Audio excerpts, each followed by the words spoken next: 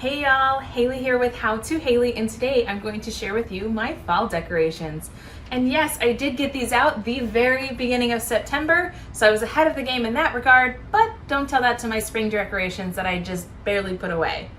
Anyway, I'm going to share with you kind of my strategy for how I decorate actually every season with consistent base items, and then put a seasonal spin on it like fall or Christmas or spring.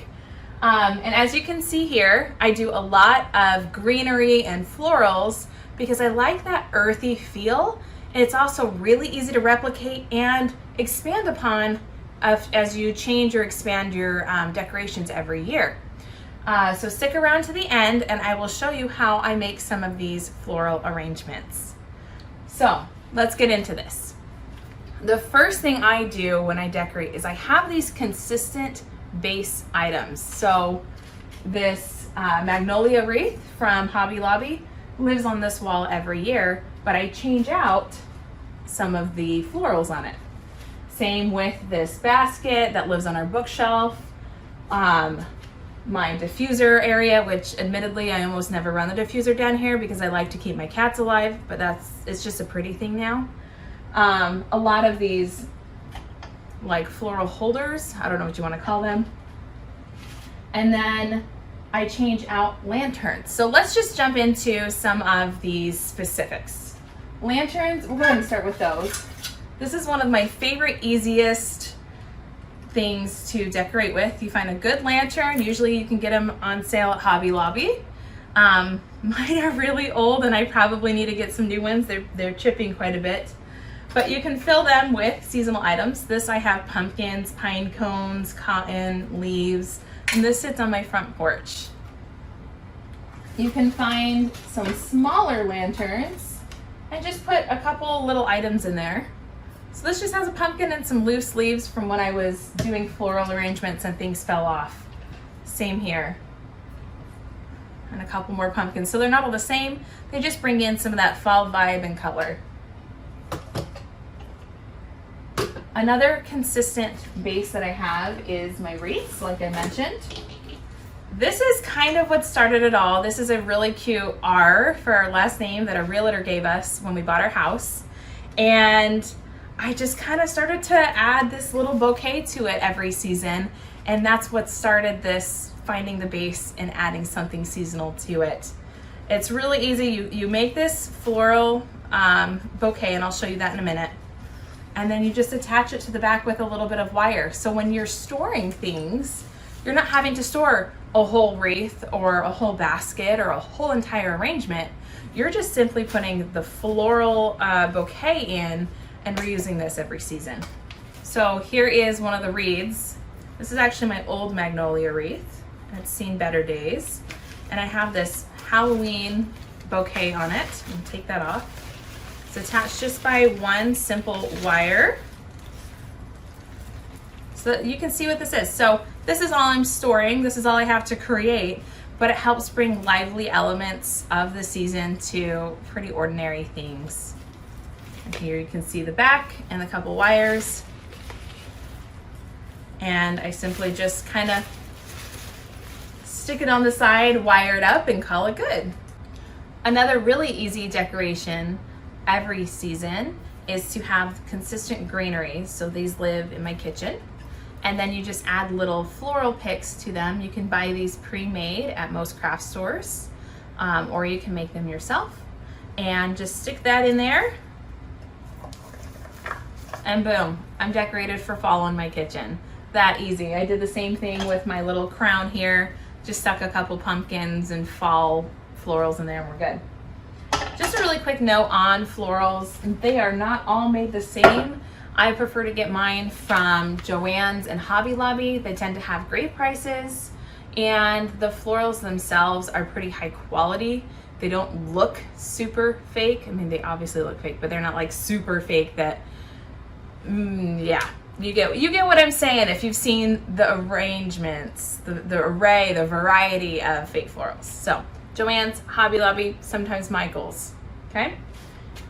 And then of course I have piles of pumpkins everywhere. This is a good little tabletop one. This is just some loose pumpkins and greenery elements. there we go, that one fell out. Loose pumpkins and greenery elements just layered on top of a napkin in a little wooden bowl. And I will say, since I have kitten cats, most of my things are not breakable. These are easy to find. These ones are probably from Joann's, and I always buy them end of season clearance to decorate the next year because I'm a cheapskate. Perhaps one of my most favorite fall decorations is my mantle.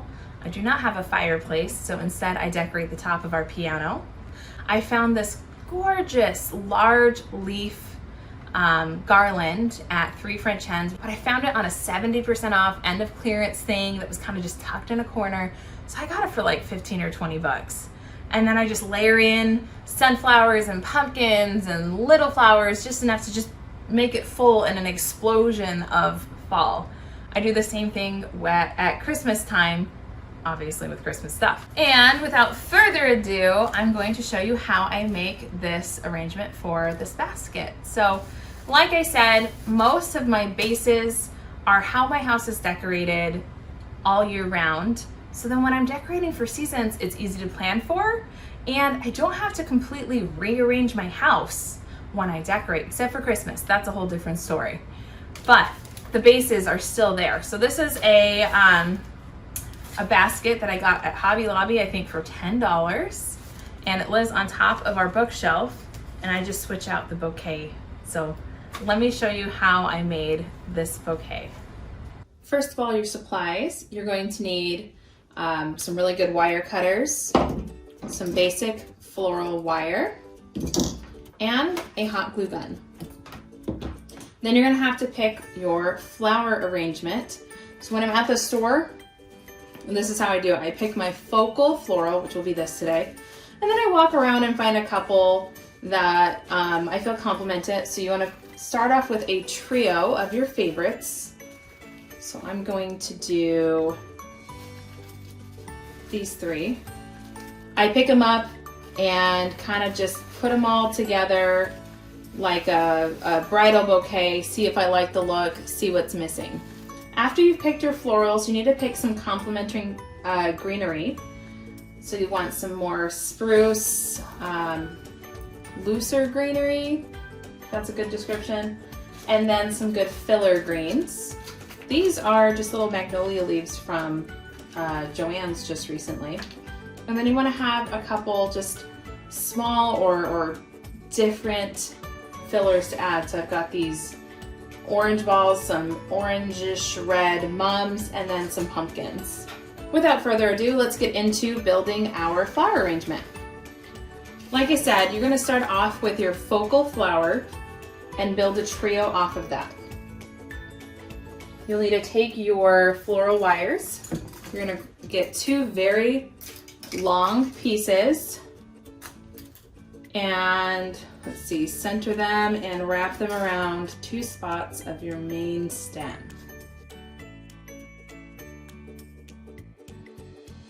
Once you have that floral wire fixed, you are ready to build out your bouquet. Grab your 2 other complementary flowers. And again, I just leave the leaves on, it helps fill out this arrangement. And tuck those in place and secure with your wire. And now we're gonna build off of that, filling in the back and just balancing out our colors. So I have an orange stem here, I'm going to put an orange hydrangea toward the back. And every so often you're just going to twist your wire. And sometimes you change your mind. This is why we use the floral wire, because nothing's very permanent with the floral wire yet.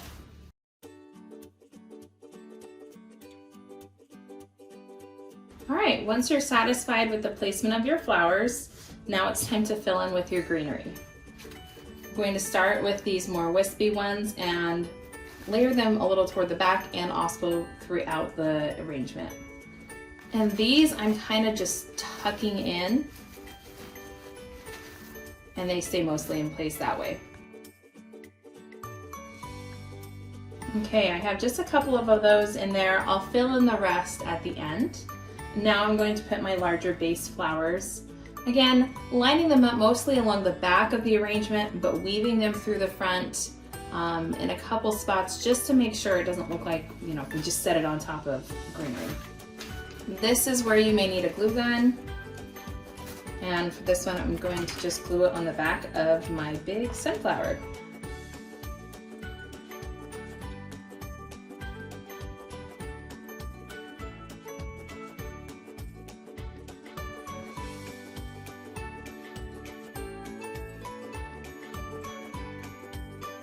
All right, so I have those placed along the back. Now I am going to weave them through a little bit of the front of the arrangement. So that's the base of what we're going to be working with. Now we need to deal with these ends over here. Make sure you keep these wires. We're just gonna trim up these ends so that they all meet around the same point. And then we need to conceal this edge. You can do that a couple of different ways. You can wrap it with some really pretty twine or ribbon. Today, I'm just going to use some of the leaves that came off of the hydrangeas and almost make like a little leaf taco. I'll use 2 leaves for that. Go ahead and cut off this extra stem. Wrap the first leaf around, glue that in place. All right, so once that's dry, I'm going to take the other leaf, and this is the more decorative layer, and I'm going to first just take off the stem and then just fix it in place here. Now we are ready to put this in our basket. You're going to find those 2 initial base wires and pull them through to the back. Once you have those found, go ahead and give them a good wrap around the stem of all of your flowers. And now we are going to attach. Find your placement on your basket or wreath or whatever you're working with. And just pull those wires through. Check it before you commit.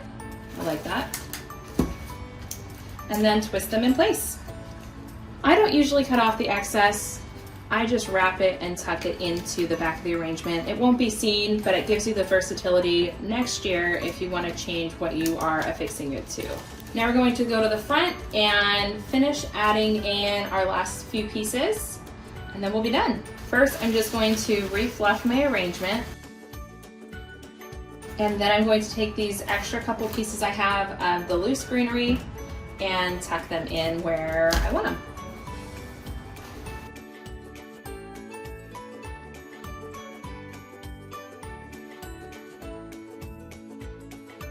All right, now that I've got those greeneries in place, I'm going to take these last couple filler flowers and pumpkins and put them in if my cat doesn't run away with it.